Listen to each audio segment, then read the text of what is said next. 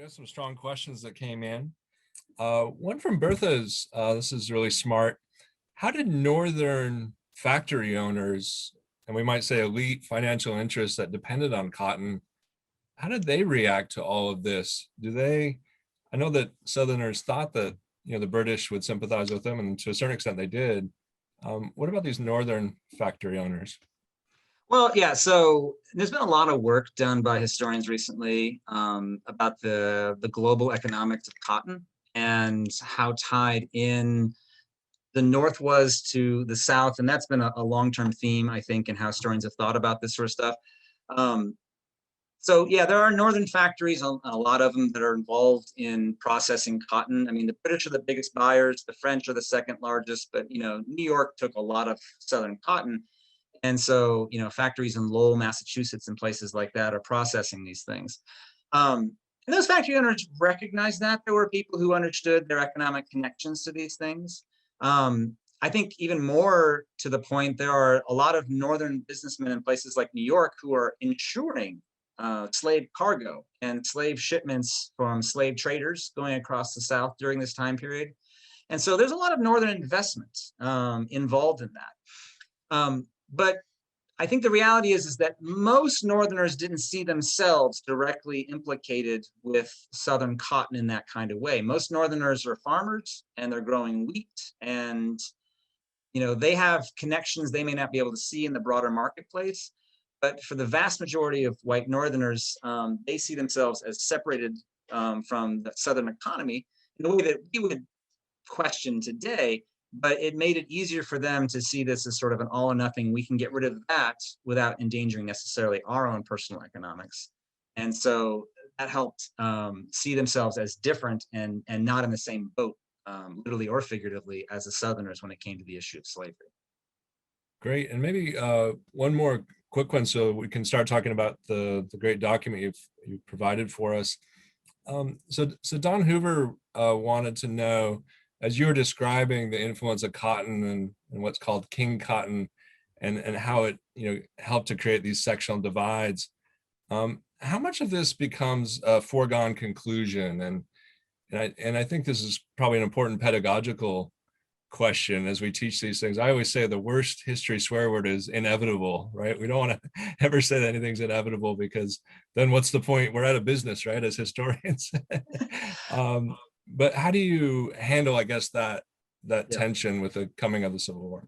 No, it's a great question. And I will often ask my students, when was the Civil War inevitable? And I teach the Slave South class pretty regularly at UNT. And they'll come up with different answers, and then we'll sit there and really take it apart. And I agree with you entirely. The worst word we can use is inevitable. Nothing in history is inevitable because, first off, none of them know what's coming next. Much like none of us who are wearing a mask every day would have predicted a year and a half ago that this would be what we're doing, right? And so, on the road to the Civil War, I think with hindsight, we have the ability to see the connections that they couldn't see at those moments. But what they have an advantage over us is understanding that, they haven't already made their decision about 6 months from now or a year from now. And as conditions change, so can their decision-making process. So, at any point, I think things could have shifted in random directions depending on if developments had gone one direction or another. If you didn't have the Kansas-Nebraska Act, for example, if that just doesn't happen, you don't have the Republican Party emerging in that moment that superheats the political debates as they happen. Would a civil war of slavery have emerged later? Maybe, but maybe not. And we don't know. If you don't have Stephen F. Austin going to Texas, and you don't have Texas having a revolution, becoming a republic, that republic failing, and then getting annexed to the United States, if you don't have all those things happen in those orders, you don't have the Mexican Cession, at least the way it comes in. And then you don't have a West to fight over in those same sort of ways, right? If you don't have, even as late as 1859, if you don't have John Brown, just fulfilling the worst possible fear of white Southerners, you may not have had this all or nothing momentum that goes into the Democratic Convention that happens just a few months later. You turn any one of those things, something very different is likely to happen, right?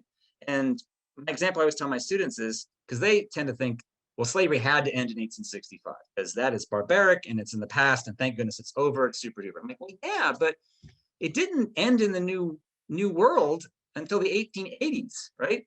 I mean, Brazil continues and keeps slavery, and some white Southerners leave and go to Brazil because the South loses their war and they try to continue down there.